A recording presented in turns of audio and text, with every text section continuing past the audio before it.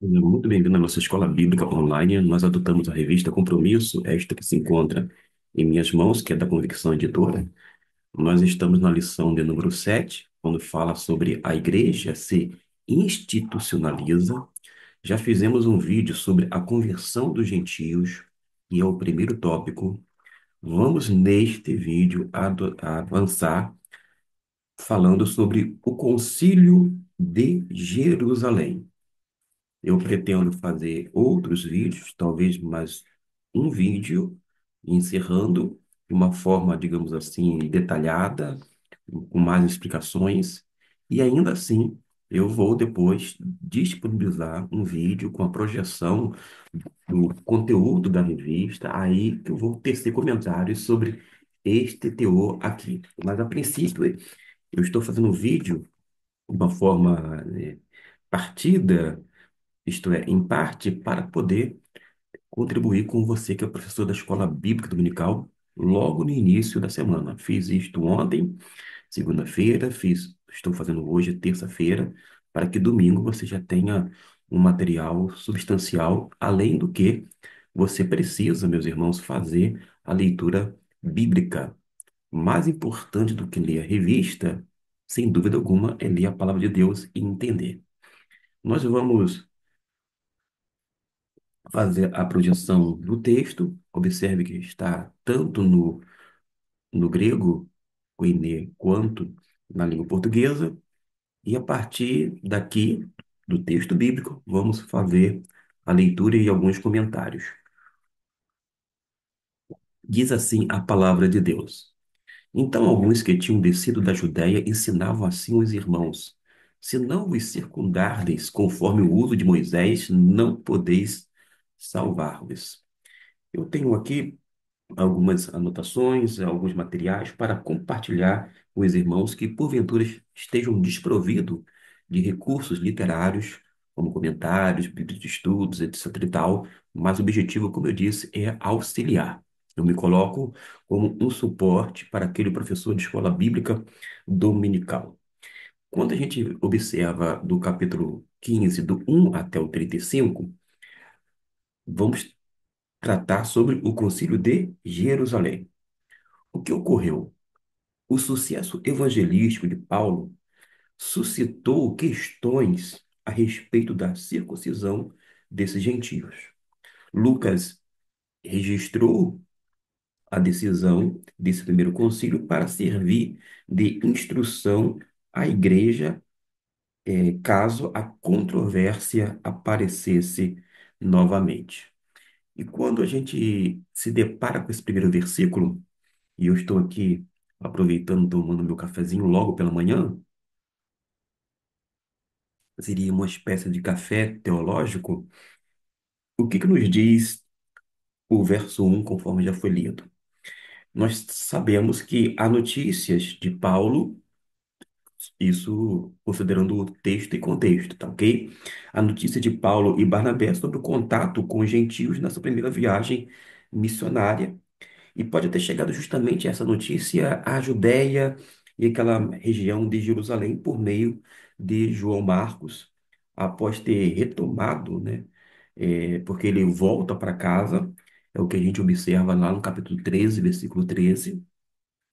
E além disso, outras pessoas da cidade de Antioquia podem ter levado essa notícia durante a longa estadia de Paulo e Barnabé por ali.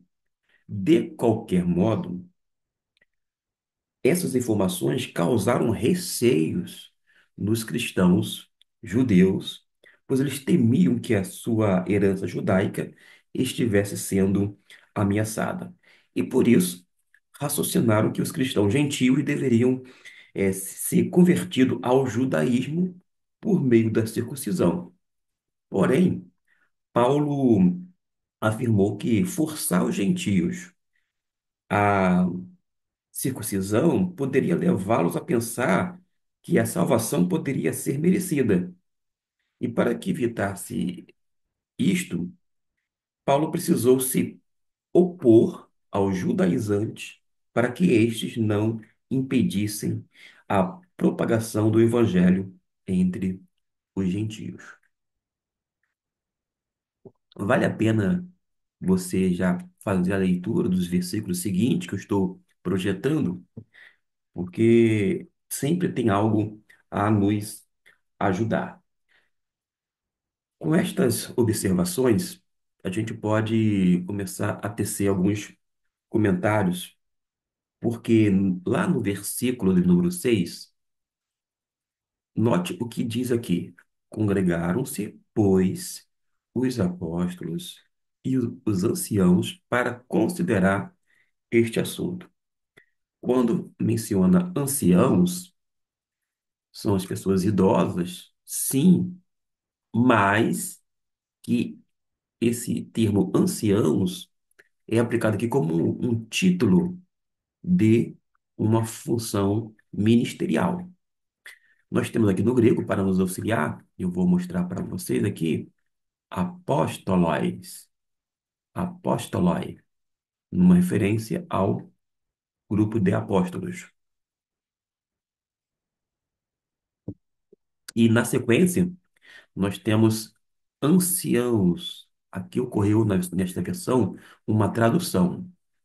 Talvez na sua versão esteja presbíteros. Por causa de quê?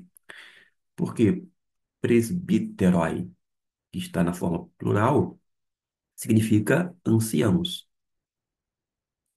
Se a gente for observar a Bíblia, o termo pastor, presbítero e bispo são três títulos distintos, mas que falam de um único ofício pastoral, porque tanto o bispo, quanto o presbítero, quanto o pastor exerce esse cuidado com relação à, à ovelha ou ao rebanho do Senhor. Acontece que anciãos é uma tradução e presbíteros, quando está no plural, já que aqui se encontra dessa maneira, é uma transliteração da palavra. Qual era o contexto? Geralmente, quando o apóstolo Paulo está no meio de judeus, ele vai usar mais presbíteros. Esta é a observação que nós fazemos, porque aplica-se mais dentro daquele contexto judaico. E aqui não é diferente. Feito esta observação, aqui no versículo 6 houve uma reunião, houve o chamado concílio. E esse concílio, ele existiu para quê? Para resolver uma contenda. Hoje em dia, dentro da denominação batista, há concílio, que é a chamada formação de presbitério para quê? Para o exame de um candidato ao ministério pastoral, por exemplo. A igreja encaminha uma carta, uma solicitação para que se forme o concílio. Este presbitério se reúne num dia, local específico para esse fim, é eleito entre pessoas do concílio o presidente, o secretário, o examinador ou os examinadores. É feita a verificação do conhecimento bíblico, do conhecimento teológico, das implicações, né, no tocante às questões éticas, denominacionais, etc. e tal. Depois esse concílio ou esse presbitério se reúne, geralmente às portas fechadas, e começa a discutir para ver se o candidato satisfez todas as exigências e volta com parecer. E com um parecer favorável, a pessoa está apta para ser consagrada ao ministério pastoral. Qual é a razão desse presbitério, no caso da Igreja Batista, para os pastores, isto é, pessoas que são candidatos ao ministério pastoral batista? É porque nós entendemos que o pastor, embora seja é, pedido a sua consagração para uma igreja local, mas ele não fica circunscrito àquela igreja. Ele pode servir em outras igrejas, quando não na associação, na convenção, enfim, na denominação batista. E esta é uma das razões de nós fazermos o concílio. Aqui nesse caso, houve esse presbitério, essa formação. Os versículos 12 fala, então toda a multidão se calou, escutava a Paulo e Barnabé. Aqui é o versículo 12. Vou deixar isso aqui para um outro momento. Mas vamos avançar então ainda dentro dessa questão do concílio, porque vamos observar, versículo 7. E havendo grande contenda, levantou-se Pedro e disse: Homens, irmãos, bem sabeis que já há muito tempo Deus me elegeu dentre nós para que os gentios ouvissem da minha boca a palavra do evangelho e crescem. Observe que Pedro tinha uma concepção até mesmo acertada dentro da época de que os gentios eram imundos, impuros, cerimonialmente falando, não poderia se relacionar, inclusive, mas Deus mostra uma visão, prepara todo o caminho, os gentios recebem o Espírito Santo e Pedro, como um líder, um baluarte da igreja primitiva, ele fala, as pessoas acatam, mas ainda assim fica aquela resistência interna, ainda que algo não seja confessado com os lábios. Mas Pedro, ele fala, vocês sabem muito bem que Deus me usou e eu constatei, verifiquei. E ele prossegue no versículo de número 8 e Deus, que conhece os corações, lhes deu testemunho, dando-lhes o Espírito Santo. Note aqui, Espírito Santo. Meus irmãos, esse Espírito Santo, aqui no grego, pneuma tu hagion, esta palavra que está destacada, que é o Espírito Santo, é dada, é dado a todo crente em Jesus. Todo crente em Jesus recebe o Espírito Santo no ato de conversão. Nesse exato momento, o crente, mediante arrependimento e fé na pessoa de Cristo Jesus, ele é imerso no Espírito e ele bebe do Espírito e ele começa a ser participante, porque ele está sendo integrado no corpo, isto é, a igreja, de maneira funcional. E ele recebe dom ou dons espirituais para colocar em prática, exercitá-los no contexto eclesiástico para a edificação da igreja. E o Espírito Santo foi dado não apenas aos judeus presentes no dia de Pentecostes, que tinham nascido em outras regiões fora da Palestina, provavelmente também a cidadãos romanos que estavam ali, que na lista de Lucas é mencionado.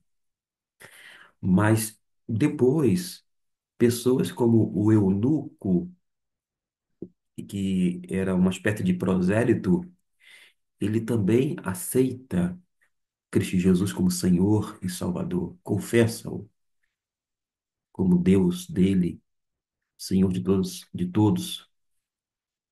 Mais adiante, os samaritanos recebem o Espírito Santo. Nós vamos ver que Cornélio e toda a sua casa recebe o Espírito Santo. E mais adiante ainda, a gente vai ver que em Atos 19, quase 12 seguidores de João Batista, que não tinham ciência, não tinham ouvido falar sobre o Espírito Santo, já tinham passado lá, nesse caso, mais de 20 a 25 anos aproximadamente, mas Paulo fala de Jesus, eles são batizados nas águas e eles recebem o Espírito Santo. E isto é uma indicação de que eles também foram aceitos. E fecha-se o ciclo. E por causa de que eu digo isto? Nós temos o batismo histórico de uma forma única e irrepetível no dia de Pentecostes. com aqueles sinais visíveis e audíveis. Houve um cumprimento da profecia, e a partir do Pentecoste nós vamos ter alguns desdobramentos, que são casos específicos ou especiais, os quais são narrados no livro de Atos, para mostrar que todas essas pessoas, esses grupos, eles foram aceitos, eles receberam, foi outorgado, isto é, dado o Espírito Santo. Não é à toa que Pedro vai dizer, dando-lhes o Espírito Santo. Note que em todos os casos, sem exceção, eles não estavam buscando, correndo atrás do Espírito Santo. Eles não estavam jejuando para que recebesse o Espírito Santo. Eles não estavam orando fervorosamente para que recebesse a dádiva do Espírito Santo. Nada disto. É uma ação unilateral da parte de Deus. Só depende de Deus. E mediante o arrependimento e a fé, que são justamente as mesmas condições da salvação, eles recebem o Espírito Santo de uma maneira graciosa, sem mérito humano algum, sem a utilização, meus irmãos, de nenhum expediente humano. Eles não conquistaram o Espírito, simplesmente receberam da parte de Deus. Verso 9: E não fez diferença alguma entre eles e nós, purificando os seus corações pela fé. Todos foram purificados, todos foram alvos da graça de Deus. E Pedro prossegue dizendo: Agora, pois, por que tentais a Deus pondo sobre a cerviz dos discípulos um jugo que nem nossos pais, nem nós podemos suportar? Irmãos, existem pessoas assim, querem impor um jugo tão pesado que nem mesmo ele consegue. Nem mesmo ele consegue. Quando a gente analisa estas coisas, a gente precisa considerar, até mesmo dentro dessa questão chamada de legalismo, quantas coisas são impostas a algumas pessoas, dependendo da dominação da igreja, mas que tem até aparência de sabedoria, porém não resolve a questão relacionada à carne, isto é, a natureza humana, o desejo pecaminoso, não resolve. É uma maquiagem, mas pesa, faz com que o dedo vai pesando a pessoa, vai pesando, vai pesando, vai pesando, a pessoa vai, enfim, se agachando, vai vivendo uma vida tão oprimida, enquanto o próprio não consegue sequer estar dentro daquilo que foi estipulado pelo mesmo para os outros. A gente precisa pensar seriamente, mas cremos que seremos salvos pela graça do Senhor Jesus Cristo, como eles também. Note que Pedro, ele tem essa concepção bíblica. A salvação é pela graça. Pela graça sois salvos mediante a fé. Uma referência a Cristo Jesus. Mas a salvação é graciosa, é sem mérito algum. Em toda a multidão se calou e escutava a Barnabé e a Paulo, que contavam com grandes sinais e prodígios Deus havia feito por meio deles entre os gentios, naquela chamada viagem missionária, a primeira deles. Deus fazia grandes sinais e prodígios. Os sinais, eu vou mostrar aqui para vocês a palavra. Quando fala assim grandes sinais, quem fazia? Teós, Deus que fazia, tá bom? Esses sinais, esta palavra grega, semeia, tem uma função. Tudo se resume no milagre. Saiba disto. Mas por que o autor, de uma forma proposital, emprega semeia, sinais? Por causa de que o sinal, ele tinha a função de apontar para quem era maior do que aqueles feitos sobrenaturais realizados entre eles. Quando ocorria uma cura, um milagre, o sinal aponta para o autor do milagre. Da mesma forma, a palavra aqui para prodígios, qual é a ideia de prodígios? É que aqueles milagres causavam um impacto muito grande, de modo que eles não tinham outra coisa a fazer a não ser glorificar Deus. Existe uma diferença, até mesmo grande, entre aqueles milagres e prodígios feitos da parte de Deus e o chamado, vou colocar entre aspas, movimento de curas e milagres. Por causa de quê? Qual é a diferença? A semelhança, primeiramente, pode ser que esteja relacionada ao fato das pessoas serem curadas, etc e tal, e a gente daqui não está, em hipótese nenhuma, negando essa ação miraculosa, quando não uma ação graciosa, porque a pessoa recebe algo da parte de Deus, seja uma restauração de uma saúde, etc e tal. Mas a grande diferença é que aqueles milagres faziam com que as pessoas glorificassem tão somente a Deus. Dentro do chamado movimento de milagres e, e, e curas, dentro hoje do cristianismo, quando ocorrem as coisas, servem para enriquecer alguns poucos. Geralmente, gente é, que não tem, vou dizer assim, apego à palavra de Deus, mas eles querem projetar o seu eu, o seu ministério, quando não a sua dominação em torno de sinais e prodígios, ou curas, inclusive.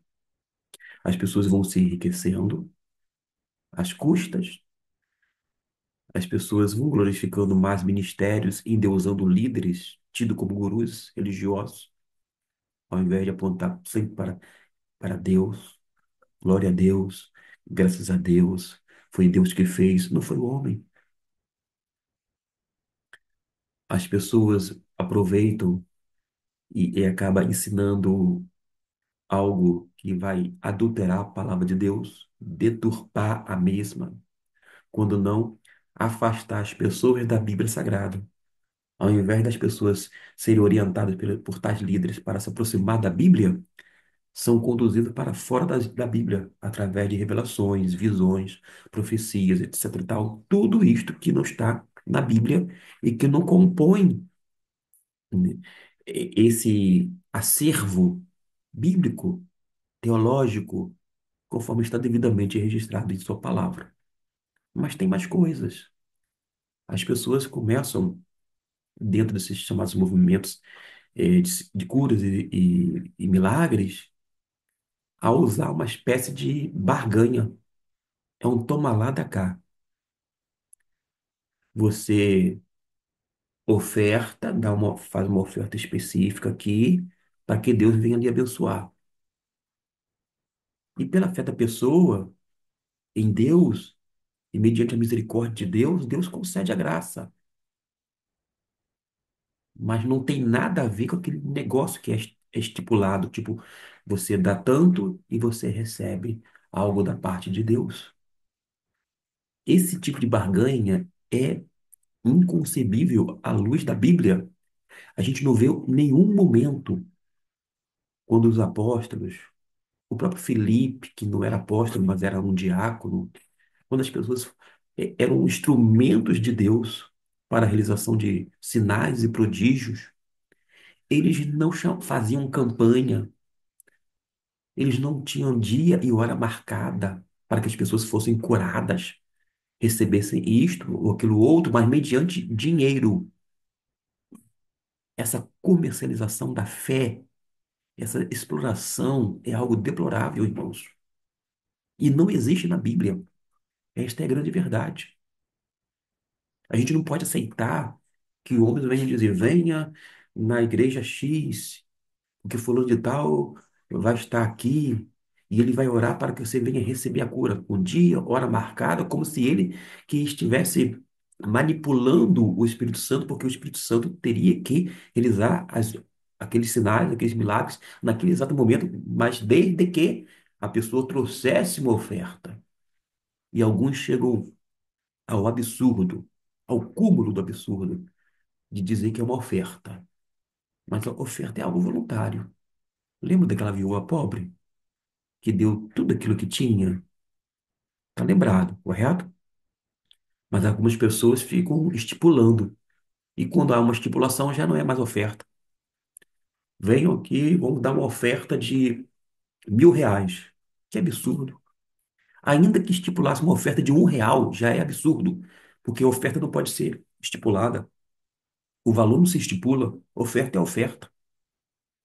E ainda assim, a oferta não é para esse fim. E quantas pessoas que você conhece, que eu conheço, que ofertou, deu, entregou tudo aquilo que foi solicitado e não recebeu a cura, não recebeu o milagre, entre aspas, esperado. Qual foi a atitude de alguns destes líderes? A gente observa o tempo todo, a gente ouve, não de ouvir falar, mas a gente escuta eles, falta de fé, não fez as coisas certas. Ainda terceiriza, ainda coloca a culpa na pessoa. Se você não recebeu, é porque você não teve fé. Por isso que eu usei aquela expressão, é o cúmulo do absurdo. A gente não pode entrar numa negociata. Ah, pastor, mas muitas pessoas recebem a cura, são curadas. Pessoas são curadas por Deus, a despeito, a despeito dessa barganha. Porque, meus irmãos, toda boa dádiva vem dos altos céus, do Pai das luzes. Toda boa dádiva. Dádiva é presente, não é troca, não é conquista, não é aquisição, não é barganha. Esse modus operandi do chamado movimento de curas e milagres inexiste em um Novo Testamento. É só olhar para a Bíblia e olhar para o movimento. Olha para a Bíblia, olha para o movimento. E vocês vão perceber que alguma coisa está fora do lugar. Agora, o problema todo não está com a Bíblia, não. O que está equivocado, e razões são múltiplas, certamente está com os homens, não com Deus. 13. E havendo eles calado, respondeu Tiago, dizendo: Homens, irmãos, ouvi-me. Note que agora Tiago, ele toma a palavra. Falou Tiago. Quem era esse Tiago aqui? Tiago, o nome dele em grego é Iacobos. Aqui, Iacobos. Tiago. Tiago era ninguém mais, ninguém menos do que aquele meio-irmão de Jesus. Ele era filho de Maria,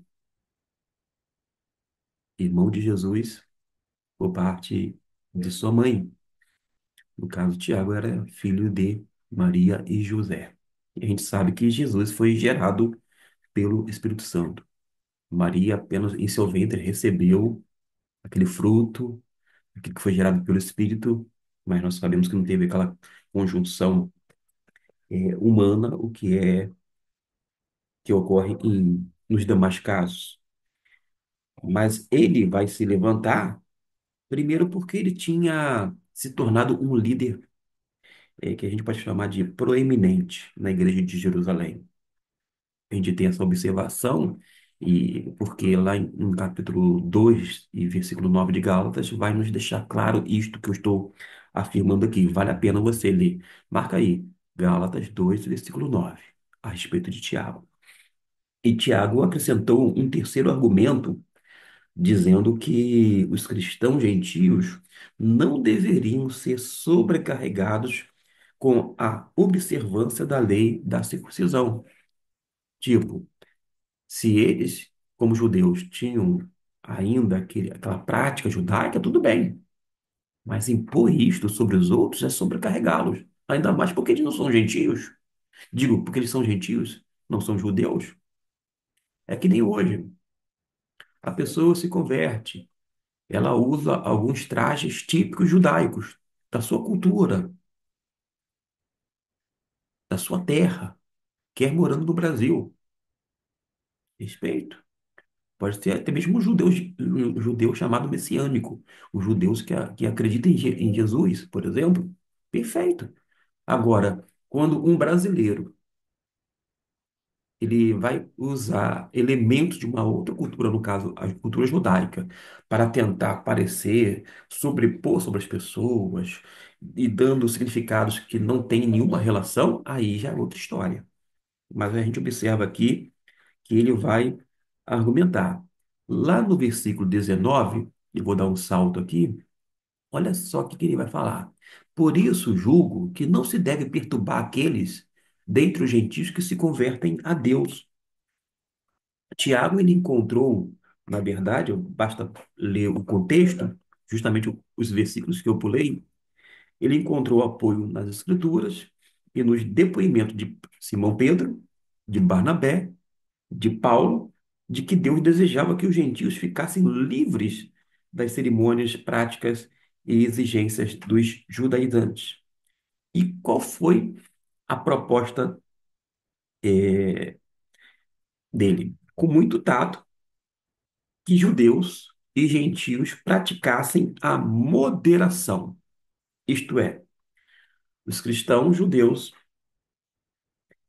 eles deveriam reconhecer que os cristãos gentios não estavam presos às tradições judaicas quanto aos aspectos cerimoniais da lei. Por sua vez, os cristãos gentios deveriam considerar atentamente as observâncias dos cristãos judeus e procurar não ofendê-los, ingerindo alimento sacrificado a ídolos, nem a carne de animais estrangulados, nem beber sangue. Além desses escrúpulos judaicos, os cristãos gentios também deveriam ficar longe da imoralidade sexual, que era a prática mais comum nas sociedades pagãs. É isto que a gente observa. Para nos versículos 22 até o 25, nós vamos observar que agora sim toda a igreja foi envolvida não no debate da matéria em pauta, mas na eleição dos delegados que, juntamente com Paulo e Barnabé, levariam a decisão conciliar as igrejas. Então pareceu bem aos apóstolos e aos anciãos, com toda a igreja, eleger homens, dentre eles, e enviá-los com Paulo e Barnabé a Antioquia, a saber, Judas, chamado Barsabás, e Silas, homens distintos entre os irmãos, e por intermédio deles, escreveram o seguinte: os apóstolos e os anciãos e os irmãos, aos irmãos dentre os gentios que estão em Antioquia e Síria, Cilícia, saúde. Porquanto ouvimos que alguns saíram dentre nós, vos perturbaram com palavras e transtornaram as vossas almas, como vocês observem aqui, deu pano para manga, dizendo que deveis circuncidar-vos e guardar a lei, não lhes tendo nós dado mandamento, pareceu-nos bem, reunidos concordemente, eleger alguns homens e enviá-los a vós com os nossos amados Paulo e Barnabé. No versículo 23, eu vou fazer uma digressão, fala sobre os apóstolos, e os irmãos, aos irmãos dentre os gentios. Quando fala aqui os irmãos, é uma expressão que os líderes cristãos judeus usavam para deixar os irmãos gentios mais à vontade. Já, já, já tinha sido criada uma confusão tremenda lá atrás, por causa da tentativa de alguns judaizantes de impor aquelas práticas aos gentios, mas aqui aos irmãos dentre os gentios, ou seja, considera, dentro desse âmbito da fraternidade, uma boa vontade e deixá-los bem à vontade para receber aquela palavra, pois todos eram irmãos e irmãs juntos na mesma igreja. Note que, segundo os próprios apóstolos e presbíteros que estavam reunidos, a decisão fora deles, não da Assembleia, mas eles tomaram a iniciativa de comunicá-la à igreja para que a colocasse em prática. E, da mesma forma, hoje, quando é feito o presbitério, a formação do presbitério para a consagração, a igreja, neste caso aqui específico, convoca, né, pede, solicita a formação do presbitério. O presbitério que vai decidir, vai avaliar o candidato. E se ele tiver de ser reprovado, vai ser reprovado. E se aprovado, da mesma forma. Aí ele comunica à igreja. E cabe à igreja, claro, acatar a decisão do presbitério, ainda que não esteja, de acordo com o seu querer. Porque se uma pessoa for reprovada no concílio, não tem razão dela, de se consagrar no ministério pastoral. No nosso caso, depois de um tempo, ela pode pedir, a igreja pode pedir um novo concílio para ver se a pessoa está apta para ser um pastor batista. Depois de fazer esse parênteses, que foi por mim, a gente pode observar que no versículo 24, porquanto ouvimos que alguns que saíram dentre nós os perturbaram com palavras, ou seja, sem autorização. Acontece isso também nas nossas igrejas, às vezes nas nossas associações, convenções. Pessoas que não têm permissão, não têm autorização, não têm nenhuma ação representativa, fala em nome de outrem, querendo impor algo. No caso aqui do versículo 24, essa expressão pressupõe a autoridade desses apóstolos e presbíteros que estavam ali reunidos no concílio, sendo eles responsáveis pelos que se ensinavam nas igrejas.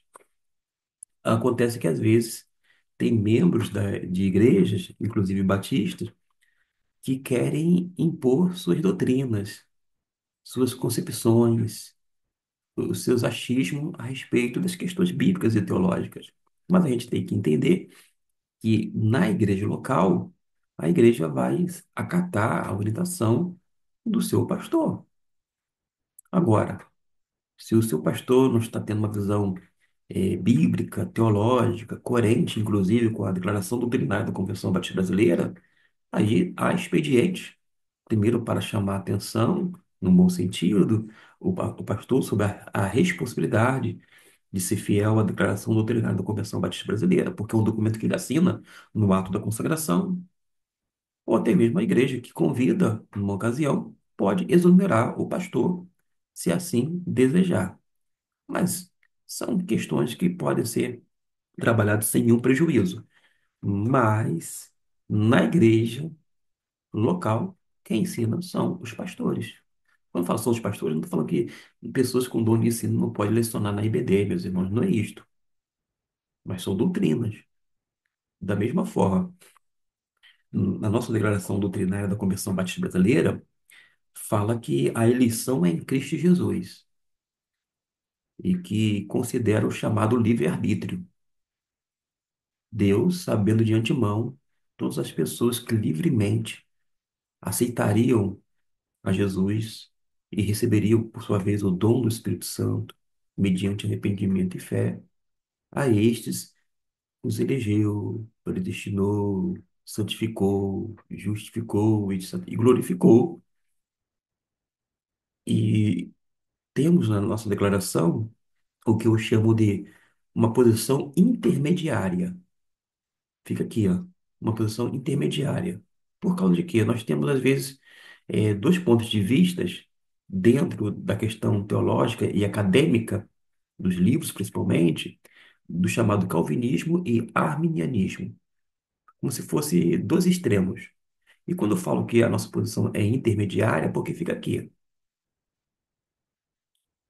Mas cabe ao pastor prezar pela fidelidade às Escrituras, lealdade a Jesus, mas também entender que quando ele assumiu o ministério pastoral, ele assinou, porque é de praxe, tá? Eu assinei, os outros assinaram, assina um documento que se declara para permanecer fiel à interpretação da declaração doutrinária batista brasileira que indica aquilo que nós cremos.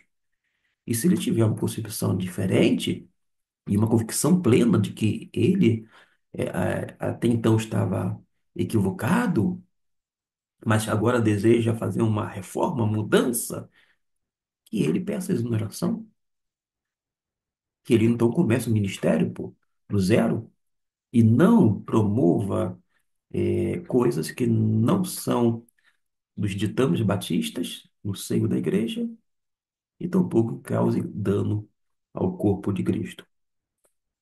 No versículo 26, homens que já expuseram as suas vidas pelo nome de nosso Senhor Jesus Cristo. Quando eu falo assim que Jesus Cristo é o título completo de Jesus, né? É, Jesus é o nome, Cristo é um título. Quando eu falo assim que é um título completo de Jesus, porque foi empregado pela primeira vez no capítulo 11, versículo 27. Digo 17. A palavra Senhor se refere à soberania.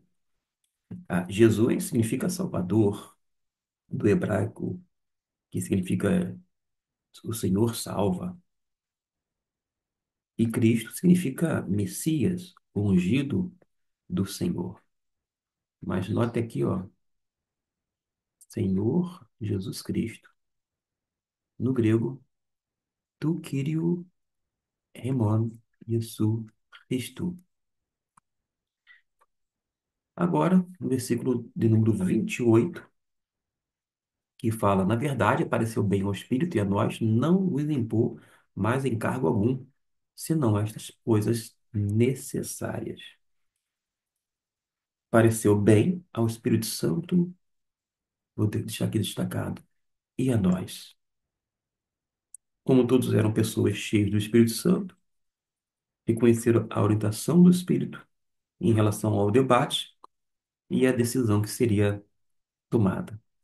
Nós temos aqui as coisas que já foram mencionadas, agora há pouco por mim. No verso 32, depois Judas e Silas, que também eram profetas, tá aqui, ó, profetai, eles eram profetas, e a principal, irmãos, função do profeta, que é um portador um portador da palavra de Deus, é um porta-voz de Deus, no Antigo Testamento, era proclamar a mensagem de Deus e de encorajar os fiéis e fortalecer os fiéis. Quando a gente vê pessoas que se levantam dizendo profetas, não há uma palavra de Deus vindo das Escrituras, e sim palavras de Deus fora das Escrituras. Quando vemos profetas que, ao invés de encorajar os fiéis, de fortalecer os crentes, pelo contrário, causa confusão, faz um estardalhaço e cria realmente situações difíceis. A gente precisa repensar sobre essa ação, entre aspas, profética por parte de alguns, assim, chamados ou auto-intitulados. De qualquer maneira, os, os profetas ali, eles exortaram e confirmaram os irmãos com muitas palavras. Eles auxiliavam na pregação da palavra de Deus. É o que nós concebemos. Eu vou parar por aqui. Nós temos muito ainda a falar, mas por uma questão de tempo. Agora, a gente observa que do capítulo 15, do versículo 36 até o capítulo 18, versículo 22, vai ocorrer a chamada segunda viagem missionária. A primeira viagem missionária já tinha ocorrido, e a segunda viagem missionária vai ser registrada uma vez mais entre os gentios, E nessa segunda viagem que vai ter um desentendimento com Barnabé, mas Paulo visita as igrejas da sua viagem anterior e depois continua rumo ao Ocidente, numa referência para a Grécia. Note que Paulo, ele fez a primeira viagem missionária. Quando faz a segunda, ele volta refazendo, né, o percurso no sentido das igrejas, né, visitando as igrejas de outrora para ver como é que estava o funcionamento. A gente, no caso, Paulo, como apóstolo do Senhor, que tinha essa investidura, que tinha esse compromisso, e ainda assim ele recomendava a igreja, orientava a igreja catava ou não. Nós, vez ou outra, temos que voltar a estes temas, a esses assuntos, porque há pessoas novas, quando a gente volta a um vídeo, quando eu falo sobre algo aqui no YouTube, vez ou outra eu estou falando novamente, aí alguém vai dizer de novo isso. É porque eu não estou focando necessariamente em você, meu irmão, minha irmã. É porque vai chegando gente aqui de vários lugares, pessoas que têm uma formação cristã, outros que não nasceram sequer num lar evangélico, pessoas que têm uma boa compreensão da Bíblia de uma forma geral, mas pessoas que não sabem bulufas de Bíblia, pessoas que vêm aqui feridas, que foram, vou dizer assim, é, mal cuidadas no tocante a líderes por conta de algumas barganhas feitas, se entristecida, frustrada. Tem pessoas de todos os tipos, e vez ou outra está assistindo aqui o YouTube e às vezes a gente sempre bate naquela mesma tecla, é porque é necessário fazer, né, a gente passa o conteúdo, depois faz uma revisão em outro momento, mas o intuito realmente é para auxiliar as pessoas. Vou ficar por aqui e ciente de que era até o versículo de número 35, conforme eu mencionei, mas alguns destes eu não comentei, como eu disse, por uma questão mais de tempo. Mas espero que, de alguma forma, ajude alguns irmãos. Se ajudar pelo menos uma pessoa, quer agora ou num outro momento, eu já me dou por satisfeito. Deus abençoe e até no nosso próximo vídeo.